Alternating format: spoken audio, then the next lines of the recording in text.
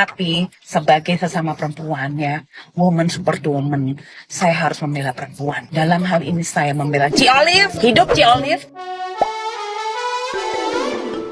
Hola netizen yang tercinta, Ferny Hassan meminta Denny Sumargo melakukan tes DNA dengan putrinya untuk yang kedua kali. Sebelumnya pada 2019 tes DNA sudah dilakukan dan hasil menunjukkan bahwa Denny Sumargo bukan ayah biologis anak tersebut. Apabila hasil tes DNA yang kedua sudah keluar dan menunjukkan Denny Sumargo bukan ayah biologis anak tersebut, Jeffrey Simatupang selaku pengacara Ferny Hassan akan mundur jika kliennya meminta tes DNA ketiga kali. Sebelum melakukan tes DNA kedua, Jeffrey mengakui bahwa hasil tes DNA pertama adalah sah. Menurut keterangan dia, dalam kasus ini ada perjanjian lisan bahwa tes DNA akan dilakukan 2 kali. Jika hasil DNA membuktikan Denny Sumargo bukan ayah biologis anak tersebut, Jeffrey sama sekali tidak akan malu. Ia yakin kliennya tidak melakukan pencemaran nama baik, kendati berhubungan dengan masalah tes DNA. Pria yang pernah menjadi kuasa hukum Ferry Irawan ini menegaskan, yang terpenting bukan tes DNA, namun proses hukumnya. Jeffrey mengaku tidak akan malu dengan hasil apapun dari tes DNA tersebut, sebab yang terpenting baginya sebagai pengacara adalah menempatkan hukum sesuai porsi.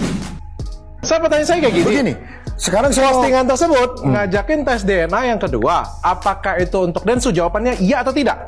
Ini kan nama baik abang kan dipertaruhkan juga, Bang. Keluar Bang hasil tes DNA-nya, Bang. 0% bukan anaknya DS. Gimana, Bang? Malu dong, Bang? Oh, enggak dong. Kita kalau pertanyaan seperti itu, inilah bedanya. Kalau seorang mempunyai podcast yang sudah berat sebelah, ini pertanyaannya. Saya enggak. Boleh dong, saya punya penilaian, boleh dong. Boleh, Bang. Tapi saya akan Jawab dulu. Kenapa enggak kita sarankan si ibunya ngetes dulu dengan orang lain nih, Bang? Nah, yang sudah beberapa celup nih, Bang. Nah, itu untuk kepastian dan keyakinannya dia meminta untuk melakukan tes DNA. Kepada siapa kan tidak ditujukan. Pada siapa lagi? Tes DNA pertamanya. Itu kan asumsi. Kita berbicara hukum dong. Kalau berkaitan dengan hukum, objek subjek harus jelas.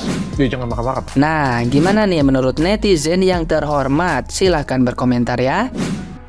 Jujur ya, gue setuju banget sama Dr. Richard Lee. Karena harga diri pengacaranya bakal dipertaruhkan nih kalau sampai tes DNA yang kedua kali ini gagal alias tidak sama. Yang bikin gue gedeg banget sih guys, si pengacara ini malah menyalahkan Dr. Richard Lee seolah Dr. Richard Lee memihak ke sebelah ke Denny Sumargo guys. Ada yang lebih lucu lagi guys, ketika Bang Denny Sumargo mengajak pengacara Ferny untuk melakukan tes DNA yang kedua kalinya, malah pengacaranya si Ferny ini menantang balik guys Denny Sumargo untuk mentes DNA-nya yang kedua kalinya. Lah, Bang Denny justru nggak bakal takut, dia pasti bakalan maju. Karena apa? Justru dia yang pengen banget tes DNA yang kedua kalinya agar tahu sebenarnya ini tuh merupakan fitnah atau memang anaknya. Tapi kan sudah jelas bahwa di tes DNA yang pertama itu 0%. Nah, apakah kalian yakin yang kedua bakal positif? Terus gue juga yang bikin aneh nih guys, kalau memang Denny Sumargo itu ngelakuin hal tersebut, seharusnya dia enggan dong untuk melakukan tes DNA. Tapi kok ini kayak yang kayak nggak takut tes DNA ya, karena memang Bang Denny kayaknya tidak melakukan hal tersebut guys. Ya, saking penasarannya nih gua. Persis kayak aku lagi ngamuk, lagi kesurupan. Bengok sak banter-banternya terus telepon ditutup. Tapi sebagai sesama perempuan ya, woman support woman, saya harus membela perempuan. Dalam hal ini saya membela Ci Olive. Hidup Ci Olive. Semangat terus ya Ci Olive. Kamu tuh kadang kita lupa ya, ada Ci Olive yang juga harus diperhatikan perasaannya gitu. Jangan semuanya merasa terzolimi lah. Iku loh Ci Olive ku loh ya sakno tarek bojone sing saiki ku ya kan. Katanya udah keguguran 2 kali juga gitu kan ya. Semoga diberi kesabaran, kekuatan lahir dan batin. Cobaannya orang yang lagi di atas emang begini gitu kan ya. Oke Ci Olive, sarang FYP. Semangat.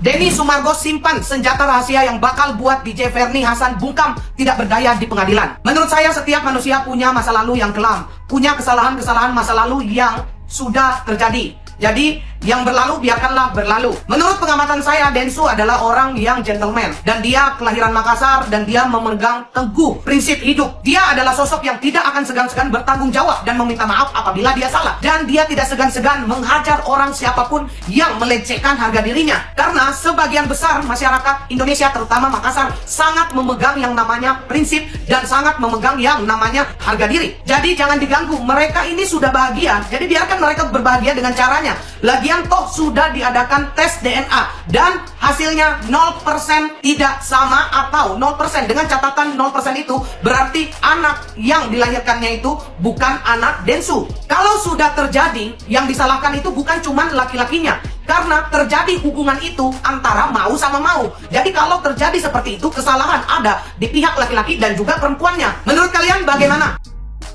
Sebenarnya ajakan ini adalah rancu juga ya. Kenapa yang muncul untuk tes DNA hanya Sumarecon, nggak ada yang lain? Ya karena yang laki-laki yang lain juga takut menurut saya. Yang viral cuma Sumarecon yang ditagi, yang kegiatan semprot benih itu kan, semprot benih cabe-cabean, habis itu ada kacang polong, jengkol, semua jenis benih-benih itu kan pernah disemprot untuk menanam ya, untuk kegiatan sayur mayur. Nah sekarang kalau semua laki-laki muncul, ya takut juga si laki-laki ini, karena bukan hanya mengakui anak, mereka harus memelihara biaya istri, terus juga mungkin mertua, belum cicilan mobil, cicilan rumah, belum semua anggota keluarga. Ya berat banget resiko, meskipun itu bisa merupakan anak dari mereka, si laki-laki ini pasti akan kabur. Karena dealnya itu kan cuman semprot benih, fun Salome rame-rame. Ya udah, kenapa sekarang harus ada satu tanggung jawab yang si laki-laki ini tidak siap mental? Itu menurut saya ini ajakan yang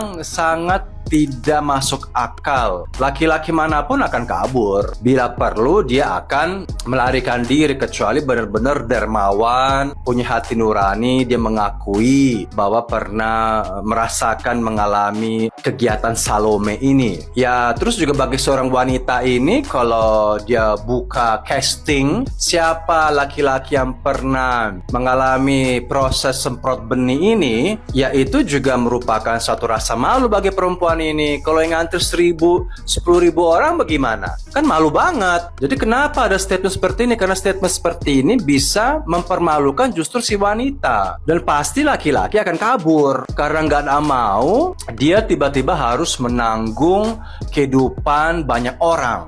Bukan hanya anak, tapi istri, belum nanti belanja-belanjaan istri, makeup, salon, belum mertua. Kalau punya anjing, punya kucing, harus juga bayar makanan anjing, kucing, belum bayar itu staf pembantu. Waduh, laki manapun juga nggak bakal mau, karena dealnya itu kan memang program Salome. Jadi tolong dong ajakan-ajakan seperti ini yang lebih masuk akal deh ya, karena dua sisi ini bisa mempermalukan si perempuan dan pasti bikin laki-laki kabur. Itu pendapat saya. Maaf, bukan mau seujon, bukannya Ikeda dulunya laki-laki. Kenapa Ikeda nggak dites DNA? Siapa tahu cocok hasilnya. Nah, karena kakeknya udah ikut campur dan dia mengklaim dirinya sebagai saksi kunci, kayaknya pengen viral nih orang. Ayo, kita cari tahu siapa kakek ini. Gue juga awalnya nggak tahu sih. Gue nemu nih video TikTok yang kayak gini nih. Jadi di sini dia bilang kakek ini adalah bintang Bigo dan dia tuh sudah married ya. Di sini sih bilangnya dia marriednya itu pernikahan sesama jenis. Coba kita lihat lagi sumber yang lain. Tapi aku nemu berita di mana kakek ini ternyata dia punya kelainan, yaitu terlahir dengan kelamin ganda. Aku rasa ada beberapa ya. Kita juga tahu ya selebtok. Aduh, siapa tuh namanya? Dia juga berkelamin ganda ya. Dan di sini juga dia ngasih tahu gitu bahwa dia juga mengalami haid di usia 16 tahun. Nah, jadi netizen yang budiman, jangan seujon ya. Kita juga tahu tuh ada yang atlet voli yang menganang itu, yang dia jadi atlet voli putri, ternyata dia berkelamin ganda dan akhirnya dia memutuskan untuk memilih menjadi laki-laki dan itu sah aja. Mungkin di sini si Kak Kay ini memilih menjadi wanita dan itu sah. Jangan tanya gue apakah dia statusnya masih bisa punya anak kalau dia berhubungan dengan cewek, gue kagak tahu. Ya bukannya apa ya, supaya kita jadi netizen juga tetap yang smart gitu loh. Karena kalau misalnya kita asal nuduh gitu, ingat sekarang udah ada undang-undang ITE yang bisa pencemaran nama baik atau apa sih istilahnya, menggiring opini jadi yang enggak gitu. Jadi kita juga harus smart ya. Tapi jujur nih opini gue nggak bermaksud menggiring. Kalaupun misalnya ternyata Kak Kay adalah memang dia bisa melakukan hubungan dengan wanita dan bisa membuat hamil. Kalau menurut gue, kalau di luar dari Densu, ya bukan Kak Kay juga sih, ada orang lain juga sih. Karena gue yakin banget, ya pasti tahu detailnya Kak Kay ini nggak mungkin 24 jam lah sama Fernie. Ya dong, emang dia CCTV, dia kerjanya CCTV gitu. Oke lah dia jadi manajernya, tapi kan ya enggak lah. Di podcastnya Dr. Richard aja, Kak Kay ini juga bilang kalau Fernie itu ya apa ya, dia bahasanya kayak tadi jemput dan segala macam. Nah berarti kan Kak Kay-nya sendiri juga nggak ada di situ dong. Ya jangan mengklaim kalau dia tahu kemana Fernie pergi dan sama siapa aja, dia kan nggak tahu. Ibaratnya gini, misalnya ada orang yang di luar nikah gitu, anak SMA deh misalnya pernikahan dini, itu aja orang tuanya yang tinggal bareng sama dia aja kadang nggak terlalu tahu gitu loh. Apalagi ini yang bahasanya bestie gitu loh. Jadi ya jangan mengklaim yang gue tahu banget yang sama Fernie itu cuma si Densu ya. Tapi kan bukan artinya itu juga kebenaran kan. Sekali lagi gue nggak mau menggiring opini, cuma maksudnya kan nggak bisa mengklaim kecuali lo emang CCTV 24 jamnya dia. Tapi balik lagi, udah tadi kita ngebahas tentang siapa Kak Kay ini. Gue udah coba kasih tahu berdasarkan info yang gue temuin. So I think ini bisa jadi bahan buat komen-komen yang lebih wise lagi ya. Oke.